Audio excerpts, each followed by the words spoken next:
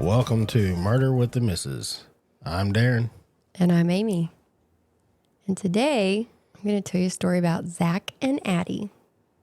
Zack and Addie. Zack and Addie. All right. So when you hear about New Orleans, you first think of Mardi Gras, beads, delicious food, parties, maybe even Hurricane Katrina. And I do too. But I also think about the story of Zack and Addie. And that's my little true crime brain coming through. Okay. It's another story that has stuck with me since I heard it. So we'll start with Zack. Zack had a very laid-back attitude. He was charming, smart, and was good-looking. He wanted to be a teacher. But when he was only 17 years old, he met Lana, who was a dancer and was 10 years older than him. She got pregnant, and they got married. She got pregnant again, and that is what prompted him to join the army.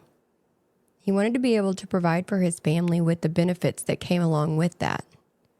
He served tours in Iraq and Kosovo before he was discharged. But while over there, he experienced the death of a fellow soldier and also the tragic murder of a child that he had become friends with. The child was killed for speaking with Americans, and that took a huge toll on Zack's mental health. On the physical side of things, his boots didn't fit. And I know that sounds like it pales in comparison to what he was dealing with mentally, but this caused him to get hammer toe, which was very painful. He started to fail health and fitness tests on purpose so he could be discharged and go home. Even though being generally discharged meant that he would lose the health benefits that he joined for. And now he was also suffering with PTSD. Lana would go on to say that the man that came back from Iraq was not Zack. And they eventually got divorced because of this. Well, that's rough. A lot of life-changing things happen in wartime, especially mentally, Right. and it's different. It's a different experience for each person. The mental as well as the physical, well-being of our veterans should be our top priority. I But agree. that's not always the case, unfortunately. It is not. It is not. So let's shift over to Addie. Addie Hall was quite the free spirit. So she was right at home in New Orleans, even though she was originally from North Carolina. She was a poet, dancer, artist. She did so many different things because she was so free-spirited. She just did what she felt she needed to do at the time. She did have an abusive childhood and several abusive relationships as an adult. She was known to ride her bike everywhere she went, and she was also known to drink excessively and do drugs. And some say that she was undiagnosed bipolar, but some reports showed that she was on medication for bipolar disorder, but not taking it regularly. So we'll say that she had untreated bipolar disorder, because even when you're diagnosed and don't take your medicine, you're not treating it properly. True. Now, this caused Addie to have wild outbursts of anger. And when Zack and Addie met while bartending together at the Spotted Cat in the French Quarter, she would often be mean to Zack. Because Zack would do like magic tricks, card tricks, and she thought this was just way too much. But Zack was drawn to her, and he eventually won her over. This started a very troubled relationship between the two. Between the drugs and alcohol, his PTSD, and her bipolar disorder, it was like matching a gas tank. A couple of weeks into their relationship is when Hurricane Katrina hit. Zack planned to leave New Orleans to go stay with Lana and the kids, and Lana had even told him that he could bring Addie. But instead of evacuating, the two held up in her apartment and fell even deeper in love with each other. In the aftermath of Katrina, they found themselves in a very small population of remaining people left in the French Quarter. There was a minimal damage to the French Quarter outside of debris and loss of electricity, water, things like that. And they're actually remembered as taking care of their little small community by going around and getting alcohol from surrounding bars and trading it for food and other items. And they would cook dinner for their community members over campfires. They were even photographed for Time magazine. And they were thought of in very high regard for standing strong for their community. They'd spend their nights looking at the stars and singing songs because in a place like the French Quarter, there's so much light and so much going on all the time. You can't see the stars all the time. So they just kind of reveled in the peace and tranquility of it. But as the French Quarter came back to life, everything else did too.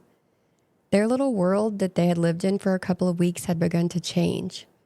They came together and thrived in the chaos, but the honeymoon period came to a crashing halt with the normalcy of life returning to the city. The bills had to be paid. They had to go back to work. It seemed like that the cleanup began outside and the baggage started piling up inside. Zack still had to pay child support and go back to being a dad and deal with his ex-wife. Addie didn't want anything other than Zack, not all the rest of Zack's life, just him. They started violently fighting. I'm talking about verbally and physically. They fought and broke up so often, the friends never knew if they were together or not each time they'd meet. Well, some people do live in the chaos of these types of relationships, but they are so mentally and emotionally bad for you that they do more harm than they do good. Absolutely. So what did they do about it, you wonder? Well, they got a new apartment.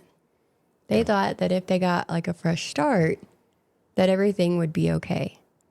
Now, this apartment was over the famous Priestess Miriam's voodoo spiritual temple.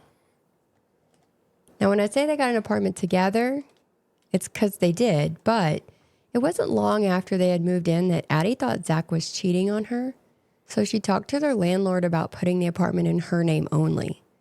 She got a handwritten contract, and when Zack found out, he was livid. It sounds like she was preparing for a future that maybe didn't include Zack. Right. With their relationship the way it was, they should have both been doing that, I think. Well, yeah, I mean, as tumultuous, that's the word, as their relationship was, everybody around them knew it wasn't going to last longer. It was going to end bad. Yeah. So, but when you're in that bubble, you can't really see what's going on, and it's sad. Yeah. But on October 5th of 2006, at around 1 a.m, a drunken Zack strangled Addie to death in that apartment. He engaged in necrophilia and fell asleep next to her body. The next day at work, yes, I said that, he went to work the next day. His coworkers said that he was acting weird. He was being quiet and wearing sunglasses, and he was just acting a little off. Now, Addie's friends and coworkers started asking where she was, and he told people that she left him and moved back to North Carolina. This was met with mixed reviews because while she was unpredictable and often made decisions spur of the moment, she also called herself a Puerto Rican, which is apparently something locals call people who are basically a part of the French Quarter. They fit in so well. So to leave would, just spur of the moment like that. Not everybody bought that. Almost 2 weeks later, on October 17th, Zack went to the 7th floor and had a drink at the rooftop bar of the Omni Royal Orleans Hotel. He paced for a minute, and then he jumped to his death. Police found a plastic bag in his back pocket with a handwritten letter saying, "For police only." And his dog tags were in his pocket as well. His gate keys to his apartment were in his front pocket. Now, the letter said, "This is not accidental. I had to take my own life to pay for the one I took. If you send a patrol car to," and gives his address, "you will find the dismembered corpse of my girlfriend, Addie, in the oven, on the stove, and in the fridge, and a full signed confession from myself, Zack Bowen." So that's how they know this timeline. He wrote out his confession for them to find. Right. Yeah. Yeah, he wrote everything down. He had journals and he wrote everything down. When police got to the apartment, they found that the air conditioner was set to 60 degrees and on full blast. The walls had silver-colored spray paint with sayings like, "I love her," "I'm a total failure," and "Look in the oven." Zack had used a hacksaw and knife to dismember the body in the bathtub, but police said that the bathroom was found with no blood, so Zack had cleaned that up. He cut her hair, and they found her head in a pot on the front of the stove. Her feet and hands were in a pot on the back of the stove. Her legs and arms were in a roasting pan in the oven, and her torso was in a black trash bag in the refrigerator. There was speculation of possible cannibalism because of the way these items were found, but when they did the autopsy on his body, they didn't find any evidence of that. Now, there's been many reports of paranormal activity by neighbors from this apartment since all of this happened. There have been paranormal shows that have done investigations here, and the building has been part of ghost tours that tourists can take when vacationing to New Orleans. They turned the Voodoo Temple into the Bloody Mary Haunted Museum, and at first would let people tour the apartment, which still has the stove in it. Now, it's been cleaned up, but there's stuff that's still in there. Addie's family felt like that was extremely disrespectful, and I can totally see that. I don't think they should allow people in the apartment, and they don't anymore, but the shop still does ghost tours. And here are 2 snippets from his journal that they found in his apartment. Today is Monday, 16 October, 2 a.m. I killed her at 1 a.m. Thursday, 5 October. I very calmly strangled her. It was very quick. Halfway through the task, I stopped and thought about what I was doing. The decision to halt the first idea and move to Plan B, the crime scene you are now in, came after a while. I scared myself, not by the action of calmly strangling the woman I've loved for 1.5 years and then desecrating her body, but by my entire lack of remorse. I've known for forever how horrible of a person I am. Ask anyone. And decided to quit my jobs and spend the $1,500 cash I had being happy until I killed myself. So that's what I did. Good food, good drugs, good strippers, good friends, and any loose ends I may have had. I didn't contact any of my family, so that'll explain the shock. And had a fantastic time living out my days. It's just about time now. Oh, I'm glad he had a fantastic time after, he killed somebody. That's right. That's hard to hear. I know he had issues that made this worse, but to party up, to his own all the way up to his own death is like a slap in the face to Addie's family. Right. She didn't get to have a say. No. In her last days. She did not. She didn't even know her last days were her last days. Yeah. Zack made that decision for her. It's crazy. I know it's a pretty short story because there's not a whole lot to it. It's pretty cut and dry. Everybody knows what happened. But I know some people have never heard this story or heard of Zack and Addie, and so I just wanted to make sure that this is a story that people have heard of. And if you ever are in New Orleans or know people, New Orleans, however you want to say it. NOLA. Yeah, you can actually go to this museum still. I don't know if it has any Zack and Addie stuff in it. I doubt it does. But they still got the freaking stove in the freaking room. The apartment's still there. As far as I know. I know they probably don't now, but they may not. I don't know. When they stopped doing the tours, they might have got rid of everything, or they may even rent them out again. So if you are in the area or looking for a place to rent, please know that this is this is something that happened here. I know some people don't want to live in places like this, but yeah, that's their story. I thought it was kind of sad, but that's just crazy. I mean, I know. For one thing, I mean, if you're in a relationship where you're just fighting and you're verbally and physically abusive to each other, man, just cut ties and go. I heard when I was researching this, there was a couple of things that said that they would call it like a graveside relationship or graveyard relationship because that's the only way it's going to end. It's one of those. Yeah, but still wild. That's crazy. Yeah.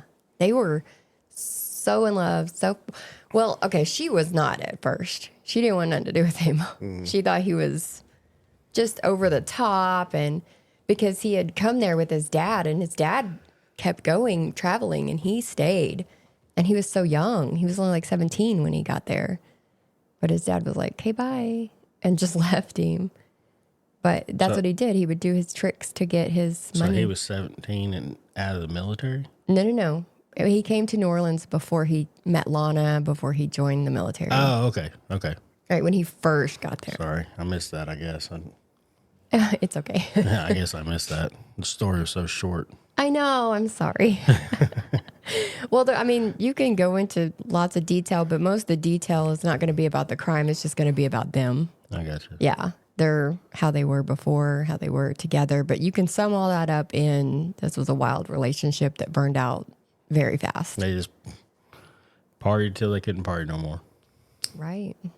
They each had their own demons they were dealing with. And when they brought them together, it was just, like I said, a match to a gas tank. Explosive. Yeah. Well, I'm glad you guys tuned in to listen to this story, even though it was just a quick one. Not all of them are, 30 or 40 minutes long. Some of them are short and sweet and to the point. Yeah, they don't need to be. But anyway, hope you guys enjoyed it. Catch us next time on our next one. That sounded stupid. Catch us next time on our next one. Where we're going to do it again. We're going to do it all over again. Another time. Not this time. It'll be like this time. But next time. But it'll be next time. So dumb. You're such a wordsmith over there. I am. You're doing great. Okay. Well, this is us. You guys have a great night. Okay, bye.